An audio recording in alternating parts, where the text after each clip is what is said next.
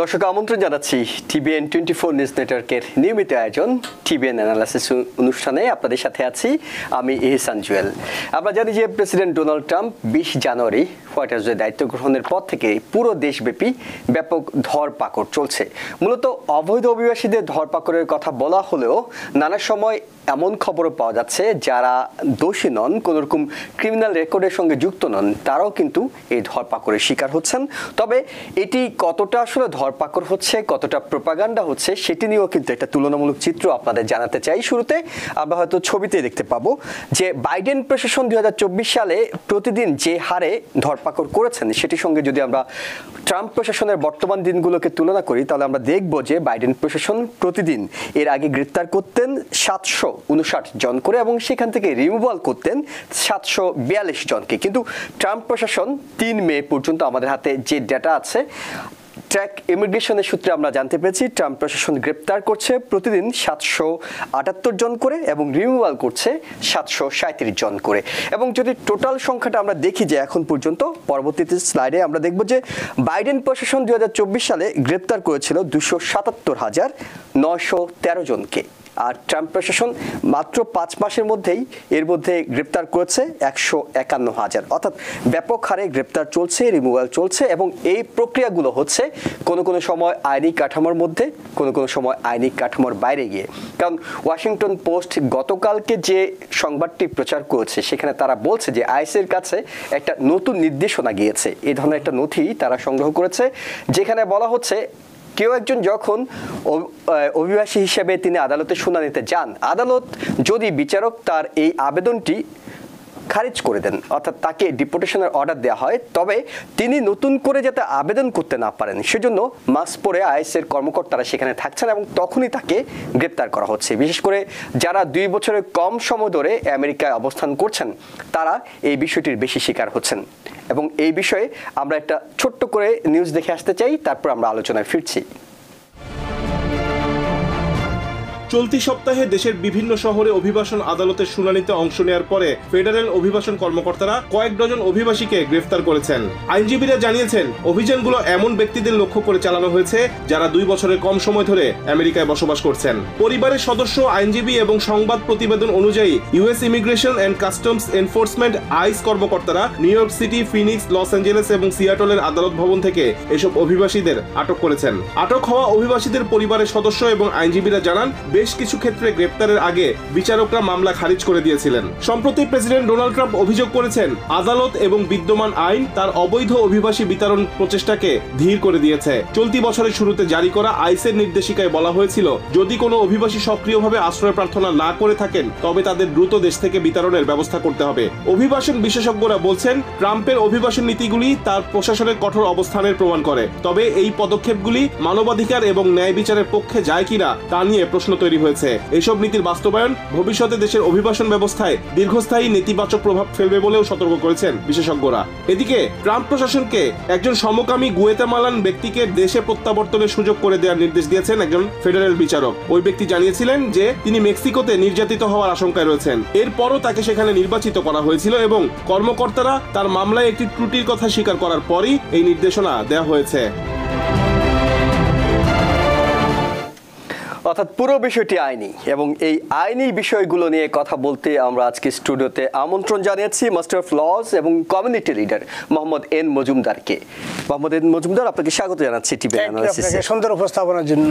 এবং দর্শক আপনারা যারা দেখছেন তারা আমাদের এই অনুষ্ঠানে সরাসরি যোগ দিতে পারবেন। আমরা স্ক্রিনে একটি নাম্বার দেখাচ্ছি, এই নাম্বারে টেলিফোন করে আপনি এই বিষয়ে আপনার যে কোনো প্রশ্ন রাখতে পারবেন। আমাদের বিশেষজ্ঞ অতিথি আপনার প্রশ্ন উত্তর দেওয়ার চেষ্টা করবেন। মোহাম্মদ এন মজুমদার, আপনার কাছে যেটি শুরুতে জানতে চাই, অভিবাসন প্রক্রিয়া এবং একই সঙ্গে অর্থাৎ অ্যাসাইলাম যারা চেয়েছেন এবং গ্রিন কার্ডের ইন্টারভিউর প্রসেসগুলো চলছে, আমরা যদি একটু করে এগুই তাহলে অ্যাসাইলাম প্রক্রিয়ায় যারা যাচ্ছেন এখন তাদের আসলে কেমন এই আবেদনটি সরকার অ্যাকসেপ্ট করছে এবং একই সঙ্গে তারা কি ধরনের সমস্যায় পড়ছে? আপনার আমাদের দুইটা বিষয় আছে। আপনি সান কি প্রথমে অ্যাসাইলাম বলবো নাকি গ্রিন কার্ড? অ্যাসাইলামটা আমরা একটু বলি। জি, সো অ্যাসাইলামের কথাই বলি। অ্যাসাইলামের বেসিক প্রসিডিউরের কোনো চেঞ্জ হয় নাই, শুধুমাত্র এনফোর্সমেন্টে কিছুটা হাইয়ার স্ক্রুটিনি করছে, খুব বেশি চেক করা হয়েছে, এটাই হলো ডিফারেন্স। তো প্রসিডিওর হচ্ছে যে কোনো ব্যক্তি তার I-589 একটা ইনিশিয়াল অ্যাসাইলাম অ্যাপ্লিকেশন ফাইল করতেই পারে।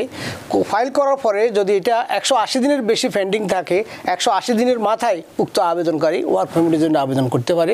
এবং যদি অনলাইনে ফাইল করে বর্তমানে 1 সপ্তাহ 2 দিনের ভিতরে ওয়ার্ক পারমিট পাওয়া যায়, সোশ্যাল সিকিউরিটি পাওয়া যায় 1 সপ্তাহের মধ্যে।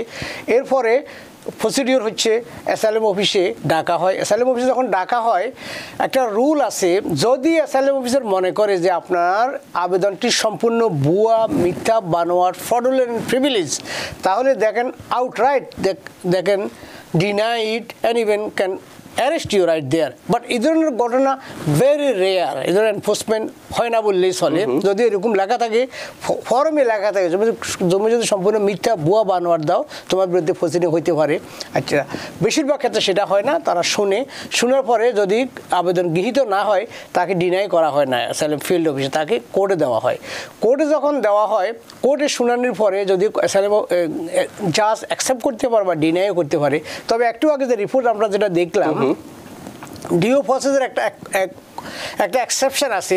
যারা 2 বছরের কম যুক্তরাষ্ট্রে আছে, তাদের কিছু রাইটের ক্ষেত্রে ব্যতিক্রম আছে। তারা cancellation of removal, suspension of deportation entitle না, ওই ক্লজটাকে ইমপ্লয়েড করিয়া বর্তমান প্রশাসন এটাকে কাজে লাগাইতেছে এবং ওই আইনের আওতায় কিছু কিছু সংখ্যক লোকজনকে। এই 2 বছর একটু আপনার কাছে পরিষ্কার হই, এই 2 বছর কি তিনি আমেরিকায় প্রবেশের 2 বছর, নাকি তিনি আবেদন করা 2 বছর? অফিসিয়ালি 2 বছর হচ্ছে আবেদন যুক্তরাষ্ট্রে প্রবেশের পর থেকেই। আচ্ছা, যে his legal presence in this country less than 2 years, therefore he is not entitled for it. Some of the DO process is not. So যেমন এরকম একটা কথা, রাস্তায় যদি থুতু ফেলেন সেখানে একটা জরিমানার বিধান আছে, রাইট? ওইটা কিন্তু এখন বহু আগেও ছিল। যখন জুলিয়ানি যখন মেয়র ছিল এখানে, হি অ্যাডপ্টেড এ জিরো টলারেন্স পলিসি। যেমন এখন যদি দেখা গেল বাইডেন আমলের সময়, দেখুন অনেক ক্ষেত্রে দেখা কেউ দোকানে ঢুকিয়া $30-40, $100 মাল নিয়ে যাচ্ছে, পুলিশ কিছু বলতেছে না, মানুষ কিছু কথা বলতেছে না। But there was a time, if he steal a candy, they will arrest him, detain him, send it to the court, এবং তাকে এটার জন্য ডিপোর্ট করতে পারে। নতুন যে নিয়ম হয়েছে, right, because this is called moral crime.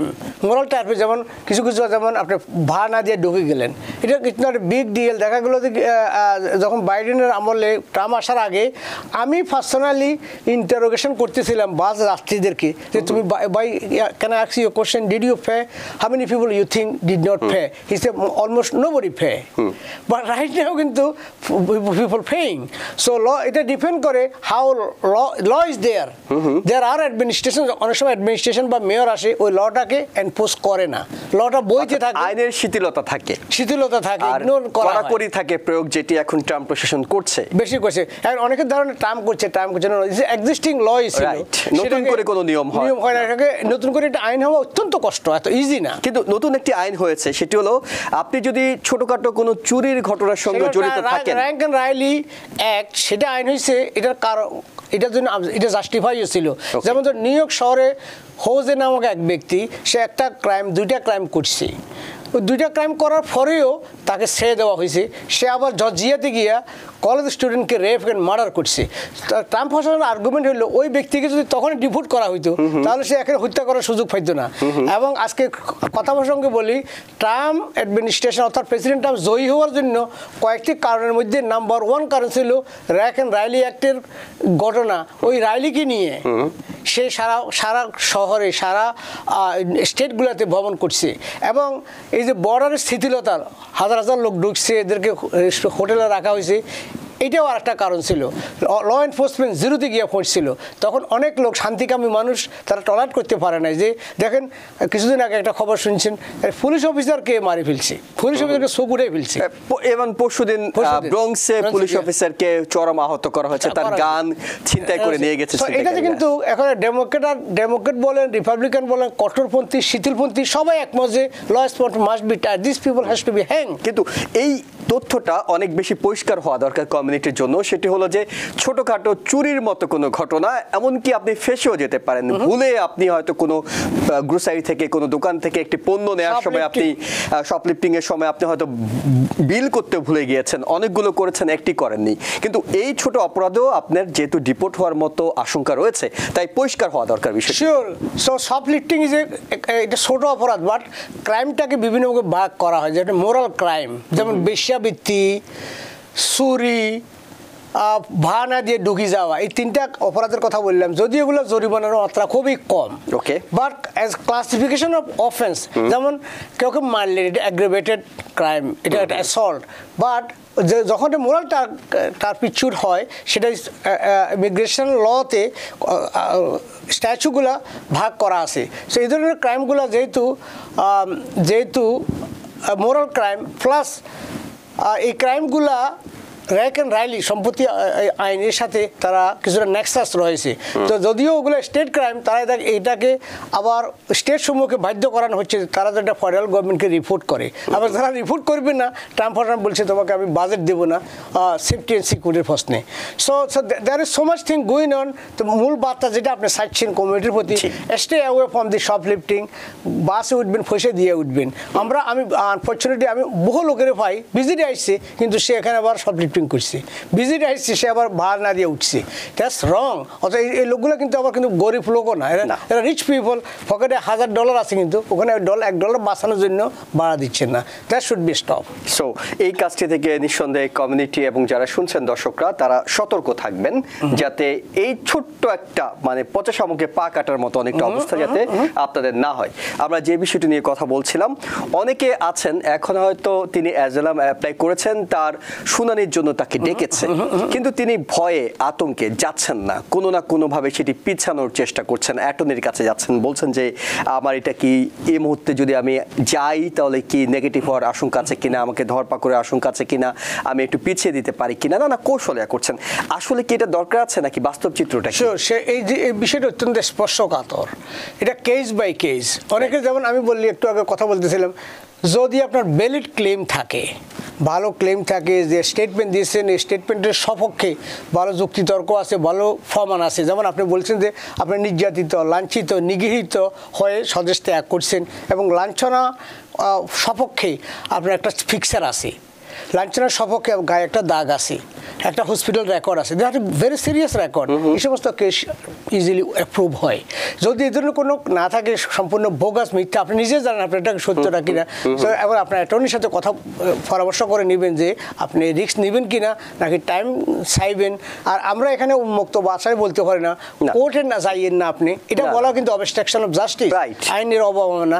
Everybody should respect the law, but confidentiality এবং উইথহোল্ডিং দি ইনফরমেশন একটা পাওয়ার আছে অ্যাটর্নিদের কাছে, যে ওর অ্যাটর্নির কাছে যে কোনো কথা বলিও থাকে, সে কোর্টকে বলতে বাধ্য না, সে তাকে অ্যাডভাইস করতেই পারে যে হ্যাঁ তোমার রিস্ক আছে, তুমি যাইও না, বাট সেটা আমরা এখানে বলবো না, রিস্ক আছে কিনা সেটা আপনার সেটা অ্যাটর্নি বলতে পারবে, তার অ্যাটর্নি বলবে। জি, সংশ্লিষ্ট অ্যাটর্নি। আরেকটা বিষয় আপনার সাথে আলাপ করতে চাই, সেটা হলো যে আন্তর্জাতিক শিক্ষার্থীদেরকে নিয়ে আমরা দেখছি যে ট্রাম্প প্রশাসন নানা কড়াকড়ি করছে। আমরা এর মধ্যে জানি হার্ভার্ডে ইন্টারন্যাশনাল স্টুডেন্টদের ভর্তি বন্ধ করে দেওয়া হয়েছে। বাংলাদেশি প্রচুর আন্তর্জাতিক শিক্ষার্থী এখানে পড়াশোনা করছেন, তারা ছোটখাটো অনেকগুলো অপরাধ আগে করতেন মানে হয়তো সচেতন ছিলেন না। এখন এই ধরনের অপরাধগুলো, রেড লাইট ভায়োলেট করা কিংবা অন্যান্য ছোট ছোট অপরাধগুলোতে তারা কি ধরনের সমস্যার মুখোমুখি হচ্ছে? Thank you.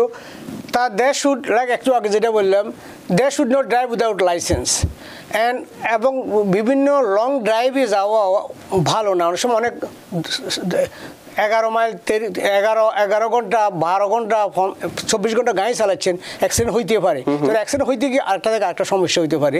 সো না করাই ভালো। আরেকটা কথা আমি এখানে বলি, আমরা বেশ কয়েকজনকে পাইছি, যেমন মসজিদ থেকে স্লোগান বাইর করছে, নারে তকবীর বলিয়া ফিলিপিনের পক্ষে, ফিলিস্তিনের পক্ষে। হ্যাঁ, তো ওখান থেকে এআই টুলের মাধ্যমে তারা সামহাও আমাদের ফিগার আউট করছে যে এখন FBI তাকে খুঁজছে। তুমি তো আমাদের গভর্নমেন্টের যে স্ট্রেংথ, ইসরায়েলের বিরোধী কেউ না, আমরা ইসরায়েলের পক্ষে মানুষ, তোমরা ফিলিপিনের স্লোগান দিয়েছো, এই জন্য FBI তাকে খুঁজতেছে। এরকম মেরিল্যান্ডে, ভার্জিনিয়াতে বেশ কয়েকজনকে খুঁজছে। মানে সে কি স্লোগানের সঙ্গে জড়িত ছিল নাকি স্লোগান যখন বের হচ্ছিল সেও পাশে? সেখানে জয়েন করছে, সে জানতেও না দেয়, সে তখন আবার শুনছে। আমাদের লোকেরা না একটা যখন কমিশন শুনে যায় সে জয়েন করে সে স্লোগান দিছে, এটা রেকর্ড তাদের কাছে ভিডিও আছে, তারা ভিডিও করতেছিল, ওই ভিডিওতে দে স্পটেড হিম।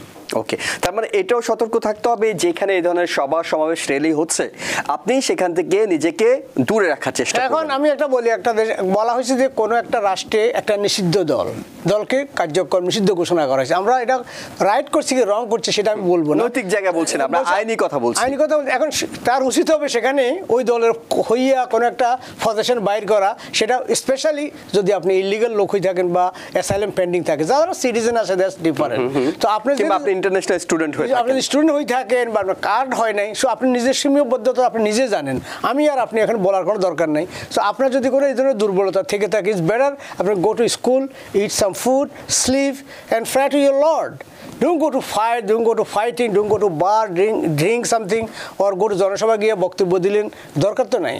যে কাজটি আপনি করতে এসেছেন সেটাই করা উচিত। জি, একজন দর্শক আছেন টেলিফোনে। দর্শক, আপনার পরিচয় দিয়ে প্রশ্নটি করুন। হ্যালো, আসসালামু আলাইকুম। ওয়ালাইকুম আসসালাম। জি, আমি নিউ ইয়র্ক থেকে হোসেন বলছি।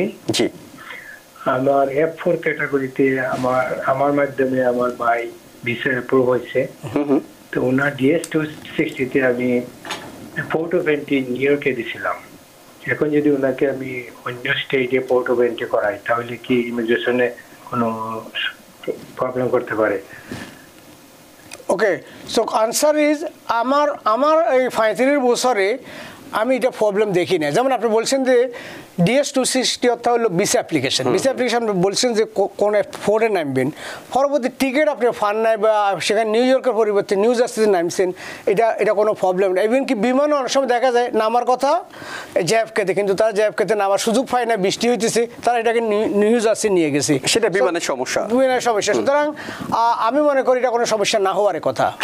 আচ্ছা, আরেকজন দর্শক আছেন, তার টেলিফোনটি দেওয়ার আগে এই বিষয়ে আপনাকে আরেকটি প্রশ্ন করতে চাই।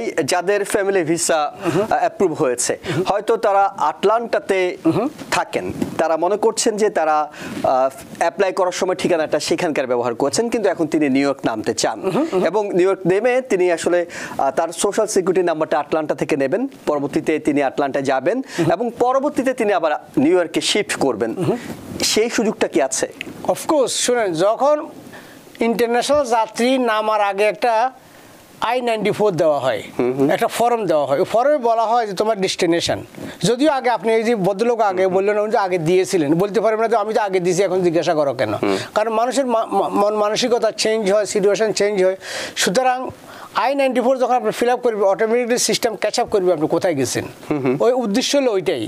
যখন যে কোনো ইন্টারন্যাশনাল যাত্রী যখন অনবোর্ড হবে, তার 3 দিন আগে ওইটাকে মেমোরেন্ডাম দিতে জানাইতে হয় সরকারকে, ডিপার্টমেন্ট অফ স্টেটকে, এবং নামারও কয়েক ঘন্টা আগে সেটা আবার একটা ফর্মে বলতে হয় যে কোথায় নামতেছেন, ডেস্টিনেশন কোথায়, কোন দেশ থেকে আসছেন, কোথায় যাচ্ছেন।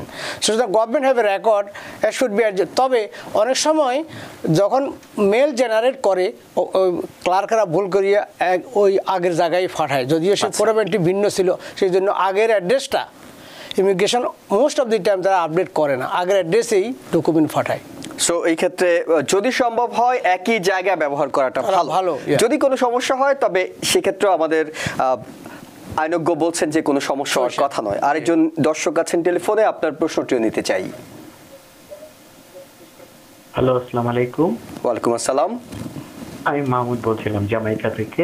জি, আমার একটা কোয়েশ্চেন ছিল, আমি এই দেশের সিটিজেন, আসলে আমাদের ওয়ালেটে কি ড্রাইভিং লাইসেন্স থাকতে হবে না পাসপোর্টের ফটোকপি কিংবা এটা স্ক্রিনশট দিয়ে মোবাইল স্মার্টফোনে রাখলে ভালো হয় কিনা, এইটাই আমার ওনার কাছে কোয়েশ্চেন ছিল। জি, আসসালামু আলাইকুম। শিওর, একটু আগে বলছি সুইপিং অ্যারেস্ট হলো এরকম, যেমন কোথাও কোনো আনডকুমেন্টেড লোককে খুঁজতে গিয়ে সেখানে একটা সিটিজেন কপ হয়েছে, তাকেও নিয়ে গেল নামের। সেজন্য বেস্ট থিং হলো আপনি সিটিজেনশিপের সার্টিফিকেটটা যদি থাকে আপনার সাথে, এটা হলো বেস্ট প্রুফ যে আপনি US সিটিজেন। ড্রাইভার লাইসেন্স তো নিউ ইয়র্ক শহরে সবাইকে ড্রাইভার লাইসেন্স দেয়, এবং ফাস্টফুড, এটা একটা আইনের কথা বলি, ফাস্টফুড একটা যুক্তরাষ্ট্রের সিটিজেনশিপের প্রমাণ না, এটা ট্রাভেল ডকুমেন্ট। হ্যাঁ, যুক্তরাষ্ট্রের সিটিজেন এটার প্রমাণ হলো যদি বর্ন হয়ে থাকেন, বার্থ সার্টিফিকেট যদি ন্যাচারালাইজড হয়ে থাকেন, সেটা হলো আপনার সিটিজেনশিপ সার্টিফিকেট সাথে রাখা যদি রাখতে পারেন ভালো, বাট আমি এখনো শুনি নাই যে কোনো সিটিজেনকে অ্যারেস্ট করা হয়েছে, এটা ভেরি রেয়ার। জি, নিউ ইয়র্কে হয়েছিল, নিউ জার্সি নিউ ইয়র্কে হয়েছিল, সেখানকে একজন ভেটেরানকে ভুলে আইস নিয়ে গিয়েছিল। এ ধরনের বিচ্ছিন্ন ঘটনা ঘটছে, তবে সতর্ক থাকাটা হলো সবচেয়ে ভালো, যেটি আইনজ্ঞ বলছিলেন। আরেকজন দর্শক আছেন টেলিফোনে, আপনার টেলিফোনটিও নিতে চাই। জি, আসসালামু আলাইকুম। আমার নাম সানাউল্লাহ, আমি মেরিল্যান্ড থেকে বলছি। জি, এখন স্যারের কাছে আমার একটা প্রশ্ন হলো, আমি মেক্সিকো আসছি, এসে অ্যাসাইলাম করি, দেন আমাকে তখন একটা I-94 ইস্যু করে। তো আমি 2020-এ ইউএস সিটিজেনকে বিয়ে করি, দেন আমার অ্যাটর্নি I-130 জন্য অ্যাপ্লাই করে। 2021 সালে আমার I-130 অ্যাপ্রুভ। দেন আমি I-480 জন্য অ্যাপ্লাই করি সেপারেট।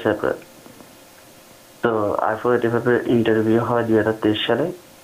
তো আমার অ্যাসাইলাম হিয়ারিং তখন ইন্ডিভিজুয়াল হিয়ারিং পেন্ডিং ছিল 2 মাস পরে। তো আমার কোনো অ্যান্সার দেয়নি। পরে আমি ইন্ডিভিজুয়াল হিয়ারিং জবে কোর্টে গিয়ে ওটা টার্মিনেট করে ফেলে। তো এরপর থেকে এখনো পর্যন্ত আমার I-485 কোনো আপডেট আসে নাই। তো আমি গত 2 সপ্তাহ আগে রিড অফ ম্যান্ডামাস করি। তো রিড অফ ম্যান্ডামাসের পরে আবার 2 সপ্তাহ পরে আমাকে ইন্টারভিউর জন্য তারা ডাকে। তো এখন ইন্টারভিউর মধ্যে তারা আমাকে কি ধরনের কোশ্চেন করতে পারে, যেহেতু আমার অ্যাসাইলাম টার্মিনেট করা আছে, I-130 অ্যাপ্রুভ করা আছে, এটা কিন্তু আমার গ্রিন কার্ডের দ্বিতীয়তম ইন্টারভিউ। ওকে, আমি এটা বলি, এখানে সিরিয়াস ইস্যু আছে এখানে। সাধারণত যদি আপনি লিগ্যাল এন্ট্রি না থাকে, এখানে অ্যাডজাস্টমেন্ট অ্যাভেলেবেল না। উনি বলছে মেক্সিকো দিয়ে আসছে, আবার উনি বলছে I-94 দিচ্ছে, সেটা কিন্তু ফেরল লেখা থাকে। ওই I-94 যেটা দিচ্ছে ওখানে যদি ইন্সপেক্টেড মার্ক করা হয় তাহলে হিজ এন্টাইটেল, এখানে এন্টাইটেল অ্যাডজাস্টমেন্ট স্ট্যাটাসের জন্য। তবে এখানে আমার মনে হচ্ছে উনি গ্রিন কার্ড অ্যাপ্লিকেশনটা কোনো অ্যাটর্নি করে না। যদি অ্যাটর্নি করতো, এটা রুল হলো অ্যাডজাস্টমেন্ট স্ট্যাটাস পিটিশনটা জাজের কাছে দিতে হয়। যেমন যদি যাদের অ্যাসাইলাম পেন্ডিং আছে তারা যদি বিয়ে করে আবার, তাহলে ওই কেসের সাথে মার্চ করতে হয় একসাথে। টার্মিনেট নিজে করার দরকার হয় না। ওখানে জাজের কাছে যাইয়া জাজের কাছে বলতে হবে যে I no longer need the remedy from the previous application because I have a better application adjustment of status। তখন যা ওই কেস টার্মিনেট করি এটাকে আমলে নিয়ে ল বক্সে ফাইল করতে হবে, ওখান থেকে হয়। তো এখানে বেশিরভাগ লোকে কী করে, যেমন আপনার অ্যাটর্নি আছে, আপনার অ্যাসাইলামে আছে, আবার বিয়ে করিয়া আরেকজনের মাধ্যমে নন অ্যাটর্নি বা নিজে নিজে বললে তো এখন বিয়ে করছে, এখন তোমার কোনো অসুবিধা নেই। That's not true. সো এটা প্রপারলি অ্যাডজুডিকেট করা হয় না। তো বেস্ট আনসার হবে talk to your attorney, because এখানে একটা ঝামেলা জটলা ফাঁকে গেছে, প্রসিডিউরাল মিস্টেক এটাকে বলা হয়। ভালো case, but proper procedure apply না করাতে এখানে একটা সমস্যা হয়েছে। Best thing to do talk to the attorney to figure it out. সেটা কি আপনাকে ফেরলটি কি ইন্সপেক্টেড লেখা আছে কি না, আপনার অ্যাসাইলাম অ্যাডজাস্টমেন্ট স্ট্যাটাস আপনি এন্টাইটেল কিনা। যদি না হন তাহলে 601A ফাইল করতে হইতে পারে, এখান থেকে আবার দেশে গিয়ে আসতে পারে, এবং ওইটা কিন্তু এখন চালু আছে। আমাদের ক্লায়েন্ট গত মাসে গিয়ে আবার ফিরে আসছে। সুতরাং there are so much thing you can do, বা আপনার জন্য বেস্ট ইনফরমেশন হবে আপনি কাইন্ডলি আপনার অ্যাটর্নির সাথে কথা বলেন, এবং দ্রুতই করতে হবে, কারণ ওনার কিছুদিনের মধ্যে ইন্টারভিউ। Thank you. এটা এই সমস্ত এত সিরিয়াস ম্যাটার এখানে অ্যানালাইসিস করা বা উপদেশ দেওয়া ভেরি ভেরি ডিফিকাল্ট।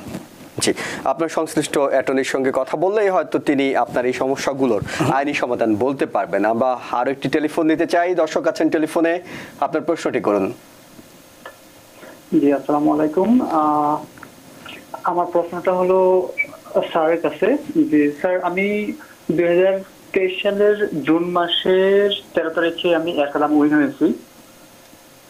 তো 2022 সালের জুন মাসে আমি অ্যাসাইলাম উইন হয়েছি, এবং 2023 সালের এপ্রিল মাসের 3 তারিখে আমি গ্রিন কার্ডের জন্য আবেদন করেছি। পরবর্তীতে 2024-এ আইসা মার্চে আমার একটা এভিডেন্স চাইছিল, ওই এভিডেন্স আবার জমা দেওয়া হয়েছে। পরে ওরা ওই এভিডেন্স রিসিভ করছে, ওইটা আমাকে আবার তারা চিঠিও পাঠিয়েছে যে আমরা তোমার এভিডেন্সটা গ্রহণ করেছি। তারপর থেকে আর কোনো আপডেট নাই আমার গ্রিন কার্ডের।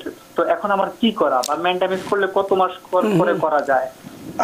আচ্ছা, আমি উত্তরটা এইভাবে দিই, যেমন আপনার অ্যাসাইলাম যখন গ্র্যান্ড হয়েছে, বেশিরভাগ লোকে যখন অ্যাসাইলাম গ্র্যান্ড হয় তখন গ্রিন কার্ড অ্যাপ্লিকেশনের সময় ওই অ্যাটর্নির কাছে আর যায় না। একটা মনোমালিন্য হয় বা পয়সা বেশি নিছে, আমার শেষ করে দিয়েছে, এই করে গেল না, আবার আর এক অ্যাটর্নির কাছেও যায় না। এরা একটা খবরে পড়ে যাতে তোমার অ্যাসাইলামটা অ্যাপ্রুভ হয়ে গেছে, এখন আমরা গ্রিন কার্ড অ্যাপ্লাই করবো, হুইচ ইজ ভেরি ডেঞ্জারাস। যদি না করে থাকে তখন ওকে ইনকনসিস্টেন্সি স্টেটমেন্ট থাকে। ওই যে অ্যাসাইলাম অ্যাপ্লিকেশনে যে সমস্ত কথা, যেমন ফর এক্সাম্পল অ্যাসাইলামের অ্যাপ্লিকেশন লেখা আছে আমি বাংলাদেশে অ্যারেস্ট হয়েছিলাম, সেখান থেকে আমাকে ভুয়া মিথ্যা অভিযোগে অ্যারেস্ট করা হয়েছিল। আবার গ্রিন কার্ড অ্যাপ্লিকেশনে এখানে বলছেন যে no there is no case, I never get arrested.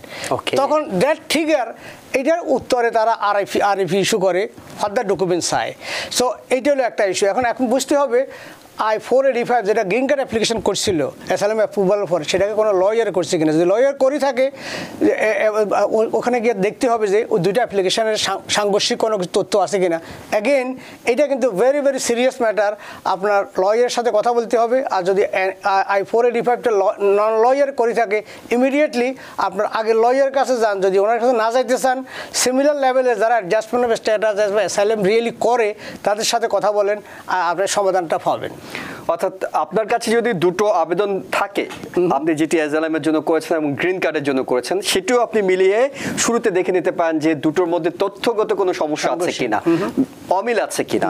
এবং অবশ্যই যেহেতু আইনি বিষয়, আপনি একজন অ্যাটর্নির পরামর্শ, আপনার পুরনো অ্যাটর্নি নতুন অ্যাটর্নি যিনি হোক, তার পরামর্শ নিয়ে আপনি এই কাজটি সমাধান করতে পারবেন বলে আমরা আশা করছি। আর একজন দর্শক আছেন, আপনার প্রশ্নটি নিতে চাই। জি, আসসালামু আলাইকুম। ওয়ালাইকুম আসসালাম।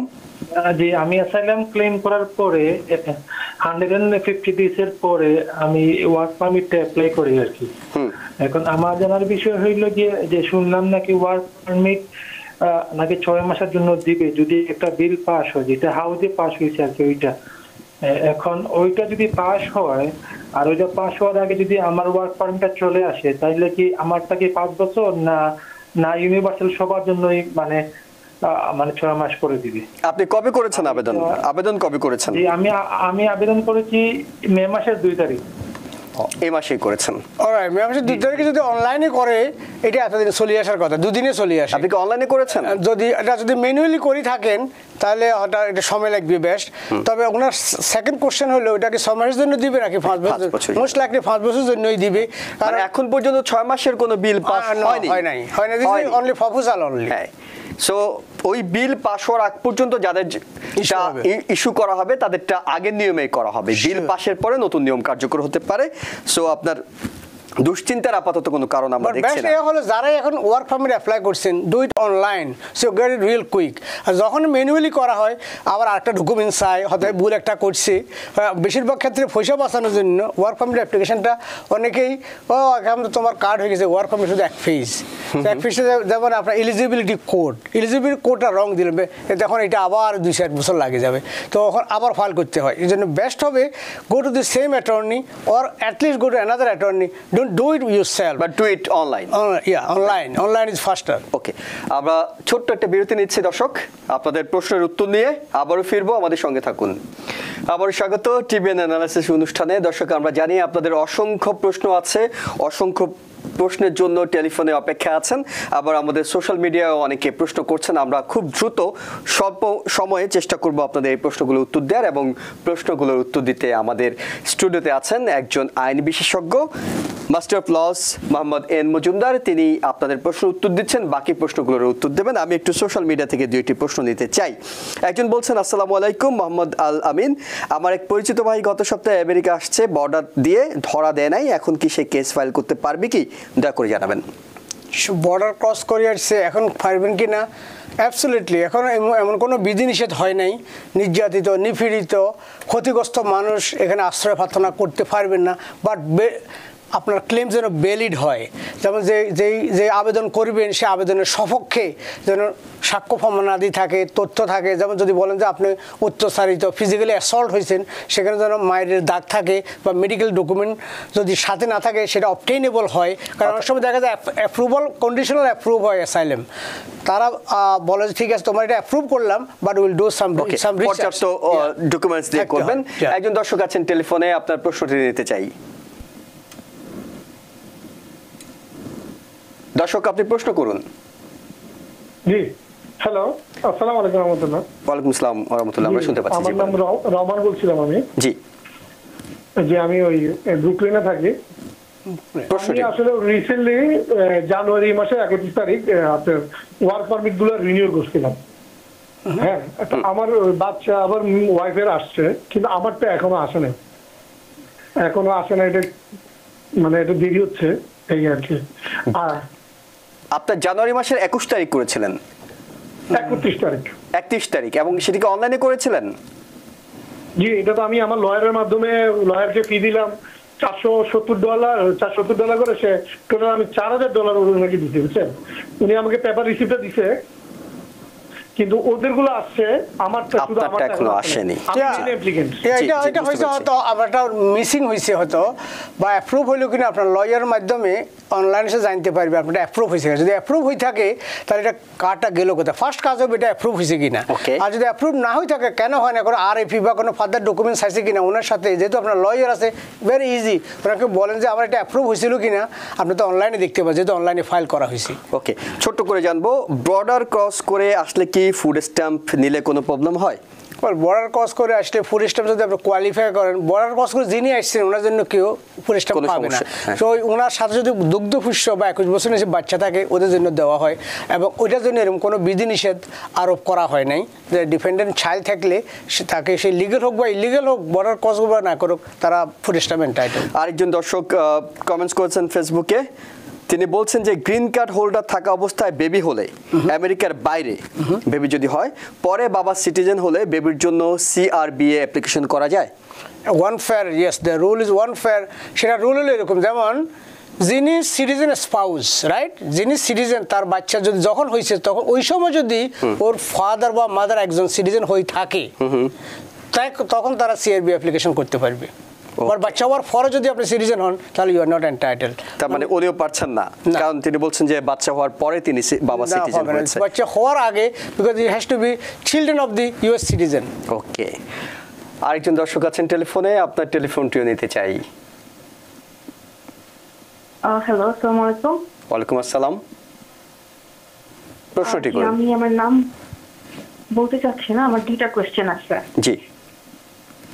আচ্ছা, প্রথম কোশ্চেন হচ্ছে, US এর ইমিগ্রেশন জাজ কি চাইলে বাংলাদেশের জুডিশিয়ারি যে ডেটাবেজ আছে ওটা চেক করতে পারবে কিনা, মানে মামলার যে লিস্ট আছে বাংলাদেশে? আর সেকেন্ড কোশ্চেন কি এখন করব না ওয়েট করব? না, করুন। জি। আচ্ছা, আর সেকেন্ড কোশ্চেন হচ্ছে, অ্যাসাইলাম সিকাররা যে ডকুমেন্টস গুলো সাবমিট করে, ওগুলা যে হোমল্যান্ড সিকিউরিটি ফরেনসিক অ্যানালাইসিস করে, এটা কিভাবে করে? ওকে, অলরাইট। ডকুমেন্ট, যেমন আপনি বললেন যে আপনার এখানে একটা আঘাত আছে, right?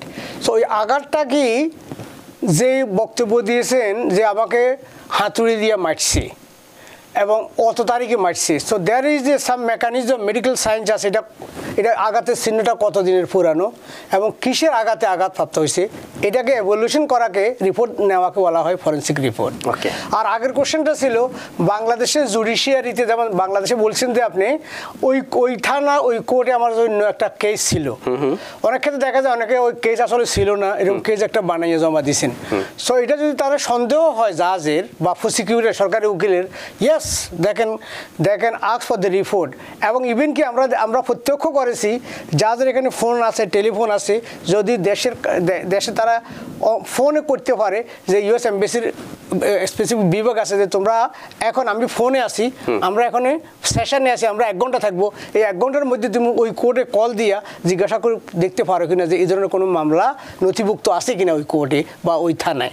So they have a mechanism, যদি ওই সময় যদি রাত হয়ে থাকে, যদি না হয়ে থাকে, তারা তাকে 24 আওয়ার সময় দিয়ে, জাস্ট তাকে 48 আওয়ার সময় দিতে পারে, এবং ওইটা ভেরি ইজিলি তারা আনতে পারবে।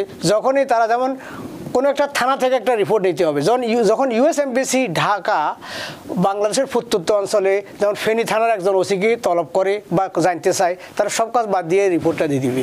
সো রিপোর্ট নেওয়া পসিবল এবং জেনুইন রিপোর্ট তারা নিয়ে ফেলে। তবে সাধারণত এটি করে কিনা দর্শক সেটি জানতে যাচ্ছে। অনলি জাজ যদি যে ডকুমেন্ট দিয়েছেন সেটা যদি উনি সন্তোষজনক না মনে করে, সরকারি উকিল যদি তারপরে আপনার উকিল সাহেব এটা ভালো ডকুমেন্ট দিয়ে আপনাকে অ্যাপ্রুভ করে নিয়ে আসতে, সরকারি উকিল যদি মনে করে যে না it is not authenticated, this is the fraud, I am challenging it. এখন জাজের একমাত্র পথ হলো এটাকে সরকারি উকিলের কথা শুনিয়ে এটাকে অ্যাকসেপ্ট করে ফেলা, অথবা কারো পক্ষে কথা না শুনিয়ে নিজে সেটাকে সুয়া মোটো জাস্টিফাই করা এটা আসলে ভ্যালিড ডকুমেন্ট কিনা। কিন্তু চাইলে তিনি সেটি করতে পারবেন, এবং এই জন্য অ্যাটর্নি বারবার করে বলছেন, আমাদের আইন বিশেষজ্ঞ বারবার করে বলছেন যে যখনই আবেদনটি করবেন নিঃসন্দেহে আবেদনটি ভ্যালিড একটি গ্রাউন্ড এবং সত্য তথ্যের উপর করবেন। কোন রকম মিথ্যে তথ্যের উপর করলে আপনার সবগুলি হারানোর একটা আশঙ্কা থাকতেই পারে। জি, আমাদের আরেকজন দর্শক আছেন, আমরা তার টেলিফোনটি নিতে চাই। দর্শক আমরা শুনতে পাচ্ছি, আপনি কি প্রশ্নটি করবেন? আসসালামু আলাইকুম। ওয়ালাইকুম আসসালাম। আমার নাম ইসমাত, আমি কুইন্স থেকেই বলছি। আমার একটা কোশ্চেন আছে।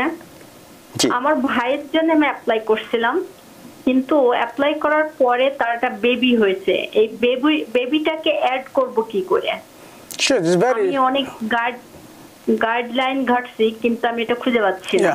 সো এটা গাইডলাইনটা আমি বলে দিই ইজিলি।